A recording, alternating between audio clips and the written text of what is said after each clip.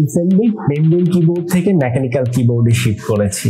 আর এই কয়েকদিনে আমার যে অভিজ্ঞতা হয়েছে এবং এই কিবোর্ডের গুড সাইড এবং ব্যাড সাইড আমি আপনাদের সামনে তুলে ধরবো। আর এই পুরো ভিডিওতে সাথে থাকবো আবির আফসান। আমার ভিডিওগুলো সবার আগে আপডেট পেতে আমার চ্যানেলটিকে সাবস্ক্রাইব করে বেল আইকনটি বাজিয়ে রাখুন।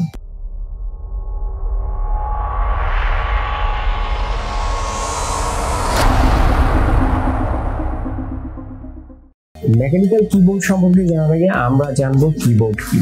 কিবোর্ড হলো কম্পিউটারের প্রধান ইনপুট ডিভাইস, যাতে কি বা সুইচ বিন্যস্ত থাকে। এই কিগুলো সুইচের মতো কাজ করে, যেগুলো প্রেস করলে কম্পিউটারে একটি সংকেত পায়, সেই অনুযায়ী কম্পিউটারের স্ক্রিনে শো করে। কম্পিউটারের কিবোর্ডের কিগুলো কিন্তু 84 থেকে 101টি পর্যন্ত হয়ে থাকে, কিছু কিছু কিবোর্ডে বেশিও হয়ে থাকে। ব্যবহারের উপর ভিত্তি করে এই কিগুলোকে 5 প্রকারে ভাগ করা যায়।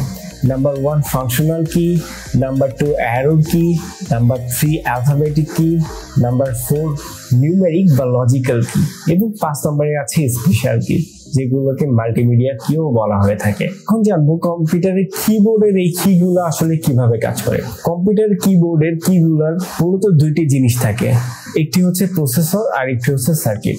প্রসেসরগুলো সার্কিটের উপরের কিগুলোর ক্যারেক্টারগুলো ক্যারি করে থাকে।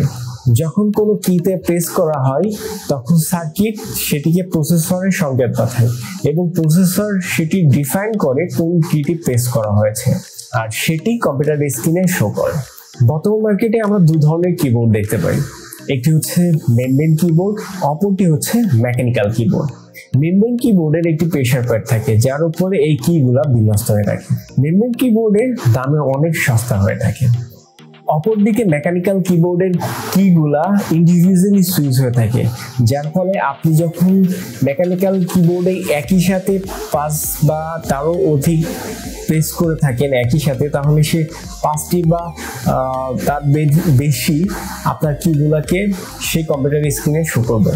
কিন্তু মেমব্রেন কিবোর্ডের ক্ষেত্রে আপনি যদি একই সাথে 5টি কি প্রেস করে থাকেন, সেক্ষেত্রে দেখা যাচ্ছে সর্বপ্রথম যে কিটি প্রেস করা হয়েছে ঠিক সেই কিটি কিন্তু আপনাকে শো করবে, বাদ বাকি কিগুলো শো করবে না। তো একটি পয়েন্ট আমার কাছে খুবই ভালো লেগেছে মেকানিক্যাল কিবোর্ডের ক্ষেত্রে। সেকেন্ডলি, মেকানিক্যাল কিবোর্ডের লংজিবিলিটি কিন্তু মেমব্রেন কিবোর্ড থেকে অনেক বেশি হয়ে থাকে। যেমন আমি যে কিবোর্ডটি ইউজ করছি সেই কিবোর্ডের পার কি লাইফ টাইম প্রায় 60 মিলিয়ন, অর্থাৎ আমার 60 মিলিয়ন বার প্রেস করলে আমার এই কিবোর্ডটি নষ্ট হওয়ার প্রবাবিলিটি অনেক কম, কিন্তু মেমব্রেন কিবোর্ডের ক্ষেত্রে অনেক শর্ট টাইমে এগুলো নষ্ট হয়ে যায়। থার্ডলি, আমার যেটা ভালো লাগছে সেটি হচ্ছে মেকানিক্যাল কিবোর্ডের কি প্রেস করার পরে এর টাইমটা খুবই কম সময় নেয় সে কম্পিউটার স্ক্রিনে শো করতে। অর্থাৎ মেকানিক্যাল কিবোর্ডে যখন আপনি একটি কি প্রেস করবেন তখন মাত্র 6 মিলিসেকেন্ড সময় নেয় সেটি কম্পিউটারে ইনপুট হয়ে শো করার জন্য। সো এর জন্য এই মেকানিক্যাল কিবোর্ড যারা গেমিং পছন্দ করেন, গেমার এবং যারা টাইপিং এ করেন আর কি, তাদের জন্য খুবই জনপ্রিয় আর কি এই মেকানিক্যাল কিবোর্ড। নেক্সট যে বিষয়টি আমার কাছে খুবই চমৎকার লেগেছে সেটা হচ্ছে মেকানিক্যাল কিবোর্ডের কি সুইচগুলোকে কাস্টমাইজ করতে পারেন।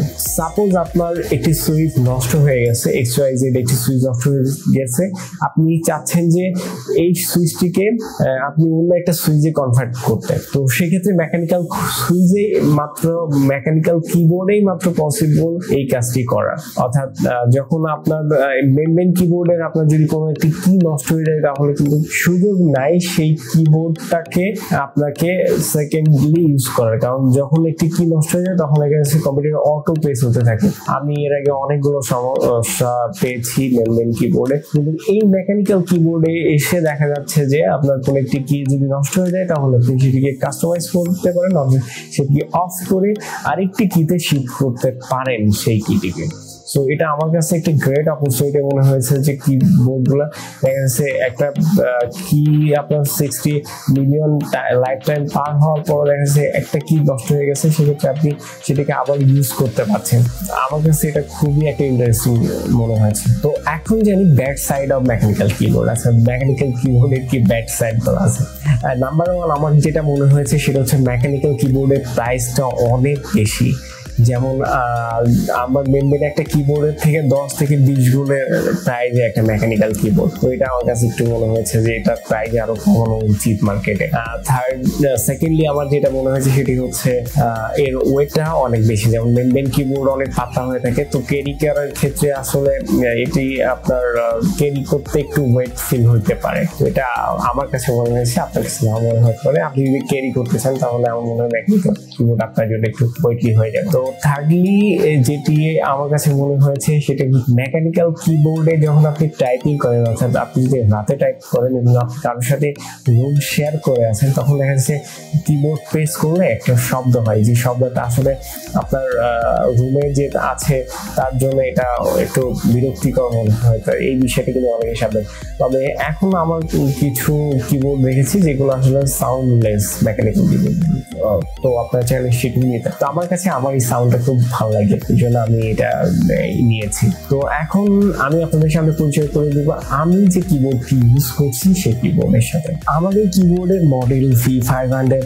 RGB। আমার এই 8GB কিবোর্ড হয়, আমি সহজে এই কিবোর্ডের প্রত্যেকটি কি লাইট চেঞ্জ করতে পারি এবং বিভিন্ন রকম লাইটে নিতে পারি। এটি আমি সফটওয়্যারের মাধ্যমে পারি, অথবা ফাংশন কি প্রেস করে ফাংশন 1 থেকে T12 পর্যন্ত এবং পজ বাটনের মাধ্যমে আমি কিগুলো কালার চেঞ্জ করতে পারি। এটি আমার কাছে খুবই ভালো লেগেছে।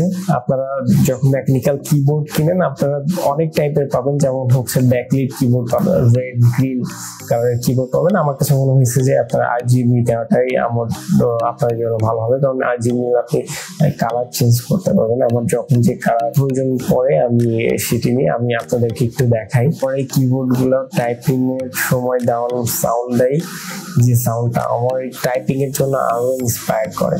এবং পরবর্তী যে অপশনটি আমার খুবই ভালো লেগেছে, আমার এই কিবোর্ডটি টোটালি ওয়াটার প্রুফ, অর্থাৎ আমি এই কিবোর্ডটি পরিষ্কারের ক্ষেত্রে, ধুলাবালি পরিষ্কারের ক্ষেত্রে আমার খুবই সহজেই ওয়াটার দিয়ে আমি পরিষ্কার করতে পারবো, অর্থাৎ ওয়াটার প্রুফ হওয়ার ফলে। তবে কেউ চুবাইতে যায় না, তাহলে কিন্তু আপনার কিবোর্ডের কিছুগুলো সমস্যা হইতে পারে। তো এরপরে সব মিলাই আসলে আমার এই কিবোর্ড গুলোটাকে খুবই ভালো লেগেছে এবং আমার কিবোর্ডটার প্রাইস অনেক লো বাজেটের আর কি। আমি মার্কেটে অনেক কিবোর্ড খোঁজ করেছি যে লো বাজেটের আসলে মেকানিক্যাল প্লাস RGB কিবোর্ড গুলো পাওয়া যায়, তার মধ্যে আমার এই কিবোর্ডটি মনে হয়েছে যে অনেক কম দামে আমি লো বাজেটের মধ্যে আমার জন্য প্রেফার আর কি। তো সব মিলাই আমার কাছে খুবই ভালো লেগেছে মেকানিক্যাল কিবোর্ডটি। তো আপনারা যারা আমার এই কিবোর্ডটি কিনতেছেন তারা আমার এই ভিডিও ডেসক্রিপশনে দেওয়া লিঙ্ক থেকে কিনতে পারেন। ভালো থাকুন, সুস্থ থাকুন, দেখা হবে পরবর্তী ভিডিওতে। টাটা।